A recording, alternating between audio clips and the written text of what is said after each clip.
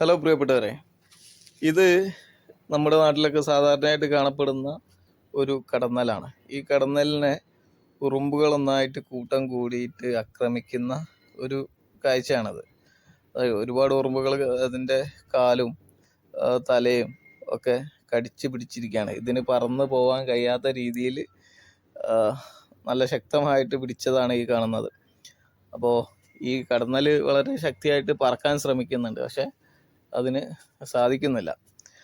അപ്പോൾ പറഞ്ഞു വരുന്നത്, ഈ കടന്നൽ ശരിക്ക് നമ്മുടെ തേനീച്ചക്കൂടുകൾ ആക്രമിക്കുന്ന ഒരു കടന്നലാണ്.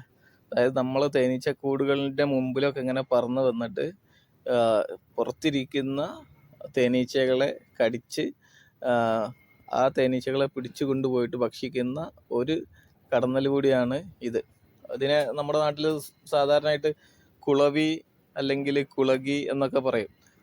ഹോർണിറ്റ എന്നൊക്കെ പറയുന്ന ഒരു വലിയ കടന്നലാണിത്. ഇത് വളരെ വിഷമുള്ള ഒരു കടന്നലാണ്. അത് നമ്മളെ കൊത്തി കഴിഞ്ഞ് കഴിഞ്ഞാൽ നല്ല വേദനയും നല്ല വീക്കവും ഒക്കെ ഉണ്ടാവും. അപ്പോൾ അത്യാവശ്യം ഡേഞ്ചറായിട്ടുള്ള ഒരു കടന്നലാണിത്. അപ്പോൾ ഇവർ കൂടുണ്ടാക്കുക എന്ന് പറഞ്ഞു കഴിഞ്ഞാൽ ഈ കേടുവന്ന മരങ്ങളുടെ പൾപ്പോ അല്ലെങ്കിൽ കറയോ ഒക്കെ ഉപയോഗിച്ചിട്ടാണ് ഇവർ ഒരു പേപ്പർ രൂപത്തിൽ ഉള്ള മോഡലാണ്. ഇങ്ങനെ ഒരു പാനിക്കടന്നൽ, നമ്മൾ പാനിക്കടന്നൽ എന്നും പറയും.